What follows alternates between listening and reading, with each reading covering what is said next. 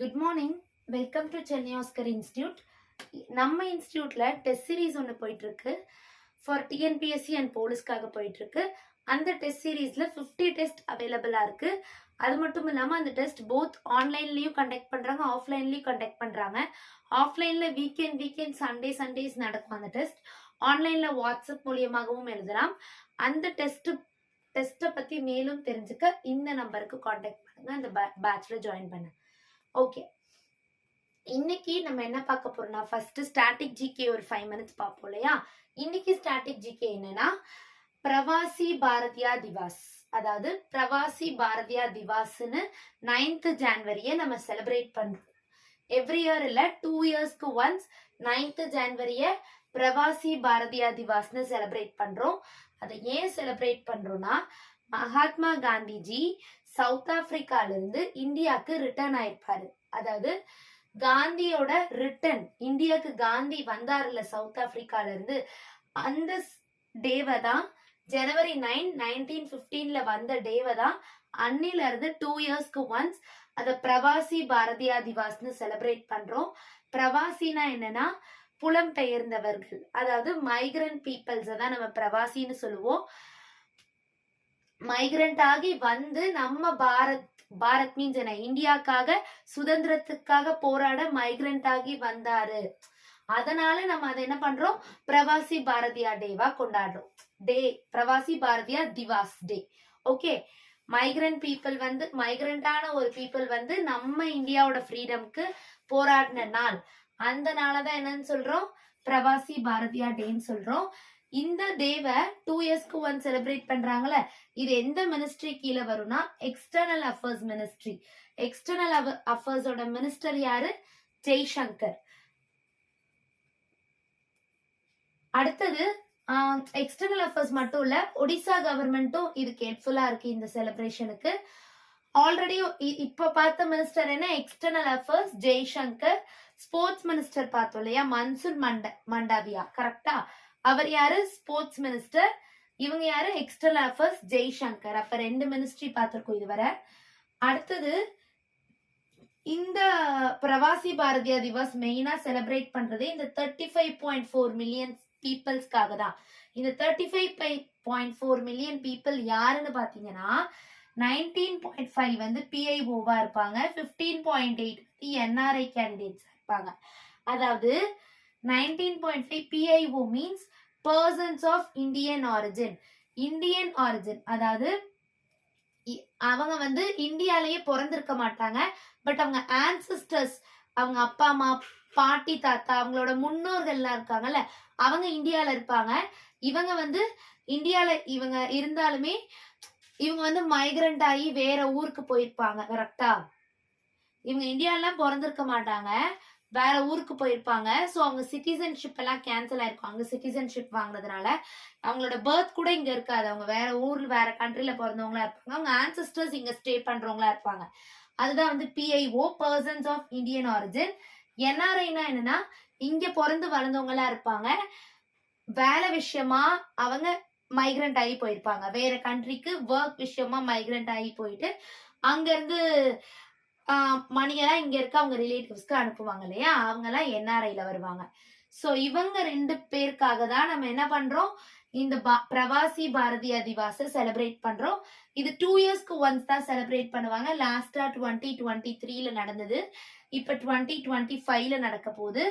அடுத்தது 2023ல நடந்தப்ப இந்த டேவோட தீம் என்னன்னா, reliable partners for India's progress in Amritkaal.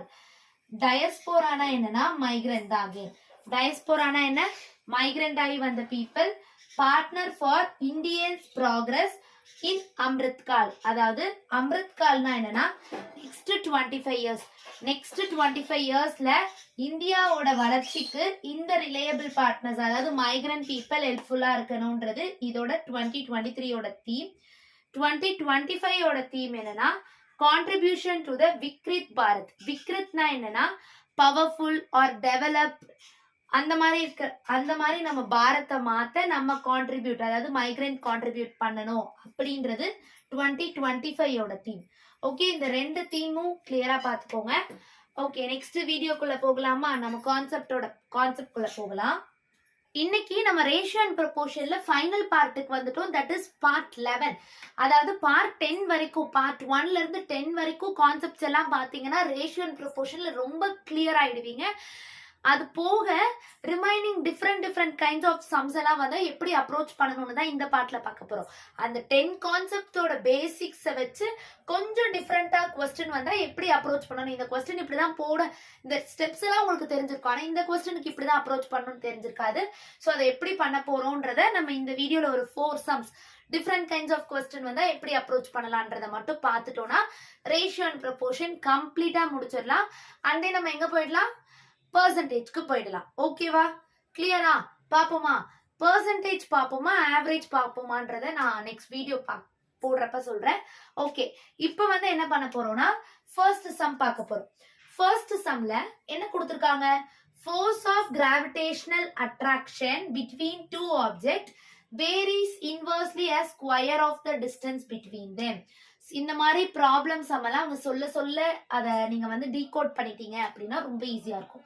அதாவது என்ன சொல்றாங்க ஃபர்ஸ்ட் லைன்ல, ஃபோர்ஸ் ஆஃப் கிராவிடேஷன், அதாவது force two object varies inversely as a square of the distance between them. அதாவது இது வந்து இன்வெர்ஸ்லி ப்ரொபோர்ஷனலா இருக்கு, square of the distance between them. முதல்ல ப்ரொபோர்ஷன் இப்படி போடுவோம் தெரியுமா, இந்த மாதிரி டைரக்ட்லி இன்வெர்ஸ்லி ப்ரொபோர்ஷனுக்கு. டைரக்ட்லினா நேராவே எழுதிடுவோம், இன்வெர்ஸ்லினால 1 போட்டு எழுதுவோமா. Square of the distance between them, அதாவது நம்ம டிஸ்டன்ஸை வந்து 6ன்னு வச்சுக்க போறோம், அதோட ஸ்கொயர். இதுதான் அவங்க அந்த ஒரு 2 லைன்ல சொல்லியிருக்கதே இதுதான்.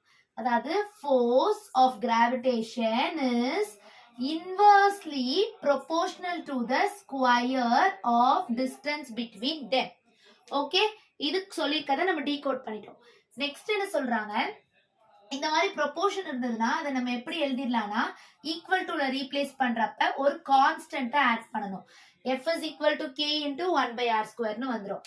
If the force is 60 Newton, force வந்து 60 Newtonனா when the distance is 2 meter, 2 meter distance இருக்கிறப்ப force 6 Newton, 60 Newton. அதாவது இங்க இது 2 மீட்டரா இருக்கிறப்ப ஃபோர்ஸ் என்னவா இருக்கு, 60 நியூட்டனா இருக்கு. அதை இங்க சப்ஸ்டிட்யூட் பண்ணி கான்ஸ்டன்டோட வேல்யூ என்னன்னு ஃபைண்ட் அவுட் பண்ணலாம். ஃபர்ஸ்ட் ஃபோர்ஸ் என்ன, 16 k into 1/distance 2 ஸ்கொயர் வந்து 4. அப்ப இத கிராஸ் மல்டிப்ளை பண்ணுவீங்களா, k வேல்யூ வேணும்னா 16 4s are k, அதாவது 64 தான் k ஓட value. Okay, 64 is equal to k. இப்ப என்ன கேக்குறாங்க, what is the force when the distance is 6 meter? distance வந்து 6 மீட்டரா இருந்தா force என்னன்னு கேக்குறாங்க. நமக்கு இப்ப என்ன தெரியும், டிஸ்டன்ஸும் தெரியும், இந்த கான்ஸ்டன்ட் வேல்யூ தெரியும். ஜஸ்ட் இந்த இதுல போய் சப்ஸ்டிட்யூட் பண்ணா force என்னன்னு கண்டுபிடிக்கலாமா, அதுதான் பண்ண போறோம். force is equal to k ஓட வேல்யூ 64 divided by r ஓட வேல்யூ 6, 6 ஸ்கொயர்னால which is 36. அப்ப force என்னவா இருக்கும், 4 டேபிள் இது 16 டைம் போகும், இது 9 டைம் போகும். 9 16 டிவைட் பண்றப்ப 9 1s are 9, 7 9 8s are 72, 9 7s are 63, again 7, அடுத்தது 7 தானே, கரெக்ட் தானே, 7 9s are 63. again இதே மாதிரிதான் 7 7 இப்படி போயிட்டே இருக்கும். so which is 1.77 metre. Okay, கிளியரா இந்த கான்செப்ட் என்ன பண்ணிருக்கேன்னு புரியுதா, உங்களுக்கு என்ன செஞ்சிருக்கேன்ற கான்செப்ட் புரியுதா? ஃபர்ஸ்ட் இந்த क्वेश्चனை இப்படி எழுத தெரிஞ்சா மட்டும்தான் உங்களால ஆன்சர் போட முடியும். கரெக்டா? எதுவுமே கொடுக்கல. Force is inversely proportional to square of the distance between them. distance 6 தான் எடுத்துக்கிறோம்னு இல்ல, d ன்னு கூட எடுத்துக்கலாம். ஓகேவா?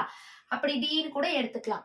இத வச்சு நம்ம ஃபோர்ஸ் வந்து 16 கொடுத்துட்டாங்க, எப்பனா டிஸ்டன்ஸ் 2 மீட்டரா இருக்கிறப்ப. சோ அதை சப்ஸ்டிட்யூட் பண்ணி கான்ஸ்டன்டோட வேல்யூவை முதல்ல கண்டுபிடிச்சிடணும். கான்ஸ்டன்ட் கிடைச்ச பிறகு என்ன பண்ணணும், இதே ஃபார்முலால கான்ஸ்டன்ட்டையும் டிஸ்டன்ஸ் 6 மீட்டரையும் சப்ஸ்டிட்யூட் பண்ணீங்கன்னா ஃபோர்ஸும் எவ்வளவுன்னு தெரிஞ்சிடும். ஓகே, இது ஃபர்ஸ்ட் சம். இப்போ என்ன பார்க்க போறோம்னா செகண்ட் சம். ஃபர்ஸ்ட் சம் கிளியர்ல, எப்படி போடணும்ன்ற கான்செப்ட் புரிஞ்சிருச்சுல. ஓகே, செகண்ட் சம் பாருங்களேன். 5 years ago the average age of the family of 4 persons was 22 years. அதாவது 5 வருஷத்துக்கு முன்னாடி அந்த ஃபேமிலியோட ஆவரேஜ் ஏஜ் வந்து 22 இயர்ஸா இருந்திருக்கு. 4 பர்சன் இருந்திருக்காங்க அந்த ஃபேமிலியில. A baby boy is a new addition to the family and now the average age of the family is same as what was 5 years ago. அதாவது இப்ப வந்து ஒரு நியூ பேபி பாய் அந்த ஃபேமிலியில பிறந்திருக்காங்க. அவங்க ஆட் ஆன பிறகு 5 வருஷத்துக்கு முன்னாடி ஒரு ஆவரேஜ் இருந்ததுல அதே ஆவரேஜ் தான் இப்பயும் இருக்கான். அப்படி இருந்ததுன்னா அந்த பேபி பாயோட வயசு என்ன இப்ப அப்படின்னு கேக்குறாங்க. அதாவது முதல்ல இந்த இதை எடுத்துக்கோங்க.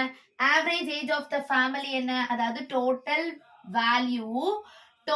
வேல்யூ டிவைடட் பை எத்தனை பர்சன் இருக்காங்க 4. இப்படிதானே ஆவரேஜ் எழுதுவோம். Is equal to 22. 4 பேரோட ஆவரேஜ் இது. அப்ப total value is equal to 88. 22 into 4. இந்த 4 கிராஸ் மல்டிப்ளை பண்ணீங்கன்னா 22 into 4 88. அப்ப டோட்டல் வேல்யூ 88 இருக்கு. எப்ப? 5 வருஷத்துக்கு முன்னாடி. இப்ப என்ன சொல்றான்? இப்ப 5 வருஷத்துக்கு அப்புறம் அவங்க ஆவரேஜ் ஏஜ், அதாவது அவங்க ஏஜ் என்னவா? 4 பேரோட ஏஜ் வந்து 5 வருஷத்துக்கு முன்னாடி 88 இருந்திருக்கு. இப்ப அவங்களோட ஏஜ் என்னவா இருக்கும்னு கண்டுபிடிக்கணும்னா 4 பேர் இருக்காங்களா, ஒவ்வொருத்தருக்கும் 5 வயசு ஏறி இருக்குமா? அதாவது 5 வருஷம் முன்னாடி அவன் இருக்கான். இப்ப உங்களோட வயசு 2025. இது 2020ல உங்களுக்கு 10 வயசுனா 2025ல உங்களுக்கு 15 வயசு ஆயிருக்கும்ல. அப்ப 10 இருக்கீங்க, இப்ப 15 இருக்கீங்க. அப்ப 5 இது ஆட் ஆயிருக்கு.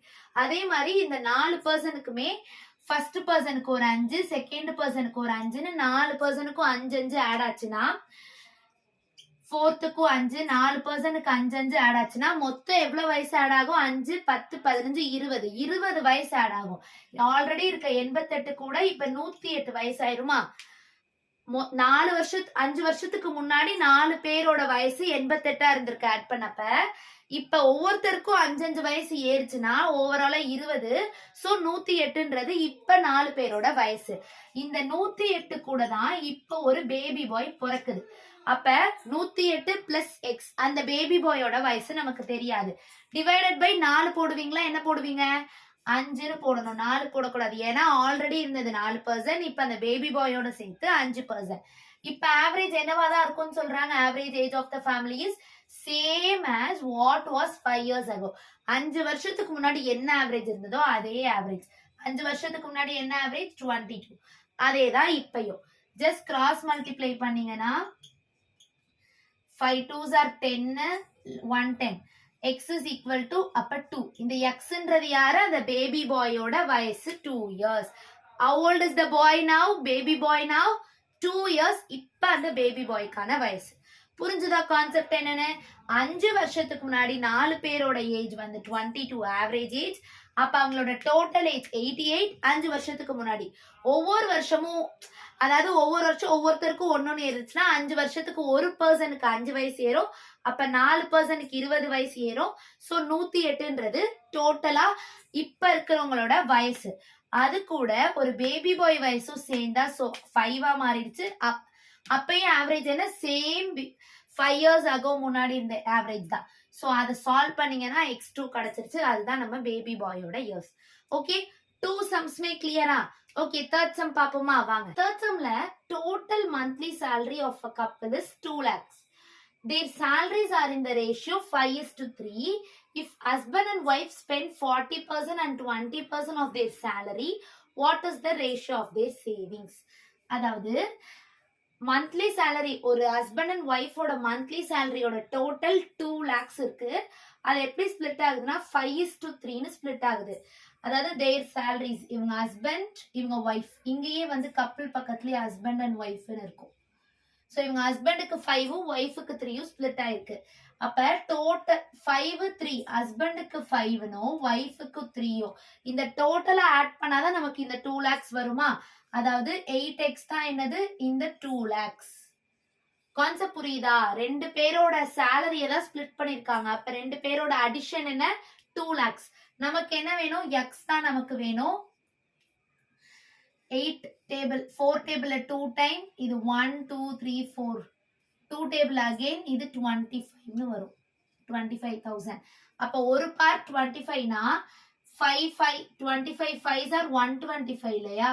1,25,000 வந்து ஹஸ்பண்டும் 25 3s are 75,000 வந்து ஒய்ஃபும் சம்பாதிக்கிறாங்க. அதாவது ரெண்டு பார்ட்டோட அடிஷன் 8 பார்ட் 2 லேக்னா ஒரு பார்ட் என்னன்னு ஃபைண்ட் அவுட் பண்ணா 25,000 வந்தது.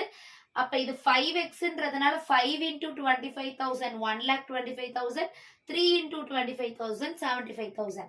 இதுதான் ஹஸ்பண்ட் அண்ட் ஒய்ஃபோட salary. ஓகே, இப்ப நமக்கு என்ன சொல்றாங்க, ஹஸ்பண்ட் வந்து 40% இன்கம் ஸ்பெண்ட் பண்ணிடுறாங்க, ஒய்ஃப் வந்து 20% இன்கம் ஸ்பெண்ட் பண்ணிட்டா அவங்களோட சேவிங்ஸோட ரேஷியோ என்னன்னு கேக்குறாங்க. அப்ப நம்ம ஸ்பெண்டிங் தேவை கிடையாது, எக்ஸ்பெண்டிச்சர் தேவையில்ல, சேவிங்ஸ் தானே தேவை. 40% ஹஸ்பண்ட் வந்து எக்ஸ்பெண்டிச்சர்ல போட்டுட்டாருன்னா மீதி 60% தானே சேவ் பண்ணிருப்பாரு. டோட்டல் 100%, அதுல 40 எக்ஸ்பெண்டிச்சர்னா ரிமைனிங் 60 எதுக்கு, சேவிங்ஸ்க்கு. அப்ப ஹஸ்பண்ட் வந்து 60% சேவ் பண்ணிருக்காரு. ஒய்ஃப் பாருங்க 20% எக்ஸ்பெண்டிச்சர்னா ரிமைனிங் 80, 100 minus 20, அந்த 80 வந்து சேவ் பண்ணிருப்பாங்க. அதாவது 100% முதல்ல எவ்வளவு, 1,25,000. ஹஸ்பண்டோட மொத்த சம்பளம் இதானே, இது 100% எடுத்துக்கோங்க. அவங்க சேவ் பண்ணது எவ்வளோ, 40 போயிடுச்சு, ரிமைனிங் 60 தான் சேவ் பண்றாங்க. அந்த 60 என்னன்னு கண்டுபிடிச்சு இவங்க சேவிங்ஸ்ல போடுங்க. அதே மாதிரி 175,000 எடுத்துக்கிட்டு 20 போயிடுச்சு, ரிமைனிங் 80 தான் சேவ் பண்ணுவாங்க. அந்த 80 என்னன்னு கண்டுபிடிச்சு அவங்க சேவிங்ஸ்ல போட்டு ரேஷியோ போட போறோம். அவ்வளவுதான். 100% 1,25,000னா கேன்சல் பண்ணா 6 0 6 5s are 30, 6 2s are 12, 15 and 6 2s are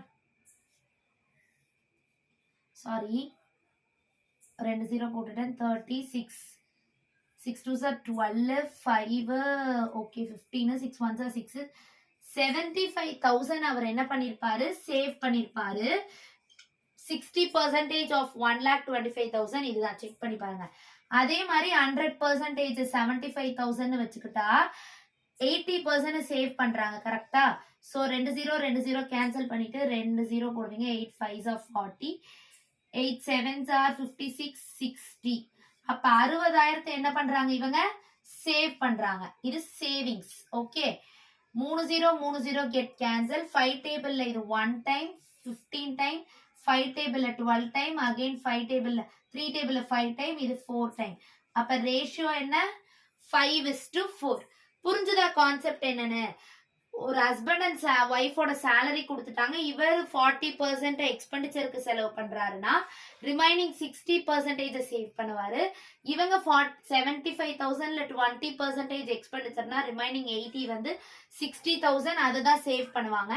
இந்த ரெண்டோட ரேஷியோ, சேவிங்ஸோட ரேஷியோ தான் கேட்டிருக்காங்க. So 5:4 is our answer. Okay, clear? Next, fourth sum. In a certain year the population வந்து 18,000 இருக்கு. ஒரு இயர், ஏதோ ஒரு certain இயர்ல அந்த சிட்டியோட பாப்புலேஷன் 18,000. நெக்ஸ்ட் இயரே அந்த பாப்புலேஷன் வந்து 5% இன்க்ரீஸ் ஆகுது. மேல்ஸ் மட்டும் 5% இன்க்ரீஸ் ஆகுறாங்க, ஃபீமேல்ஸ் மட்டும் 7% இன்க்ரீஸ் ஆகுறாங்க. அந்த சிட்டில இப்ப இருக்கிற பாப்புலேஷன்ல மேல் ஃபீமேலா ஸ்பிளிட் ஆயிருக்கும்ல, அந்த மேல்ல 5%, ஃபீமேல்ல 7% நெக்ஸ்ட் இயர் இன்க்ரீஸ் ஆறாங்க. அப்படி ஆனோனே இப்ப டோட்டல் பாப்புலேஷன் 19,200 இருக்கு. அப்படி இருந்ததுன்னா what was the ratio of male and female in that given year? அதாவது அந்த போன வருஷம் சர்டைன் இயர் சொல்லியிருந்தாங்கல்ல, அந்த வருஷத்துல மேலுக்கும் ஃபீமேலுக்கும் கவுண்டோட ரேஷியோ என்னன்னு கேக்குறாங்க. இதை எப்படி நம்ம அப்ரோச் பண்ணணும் அப்படின்னா, ஃபர்ஸ்ட் வந்து டோட்டல் பாப்புலேஷன் 80,000 கரெக்டா? அது மேல் பிளஸ் ஃபீமேலா தானே இருக்கணும். அதுல மேலும் இருக்காங்க ஃபீமேலும் இருக்காங்க, ரெண்டும் ஆட் பண்ணாதான் 18,000. இது ஃபர்ஸ்ட் ஈக்குவேஷனா? புரிஞ்சுதா? ஃபர்ஸ்ட் லைனை நான் டீகோட் பண்ணி எழுதிட்டேன். செகண்ட், நெக்ஸ்ட் இயர்ல என்ன ஆகுது, மேலோட பாப்புலேஷன் 5% இன்க்ரீஸ் ஆகுது. இது 100 இருந்திருக்கும், இப்ப 5 இன்க்ரீஸ் ஆகுதுன்னா 100 + 5 105% ஆஃப் மேல் ஆகுமா? ஆல்ரெடி மேலுன்னு இருக்கு, இப்ப 5% இன்க்ரீஸ் என்ன பண்ணுவோம், ஆட் பண்ணுவோம். 100 + 5 105% ஆஃப் மேலா இருக்கும்.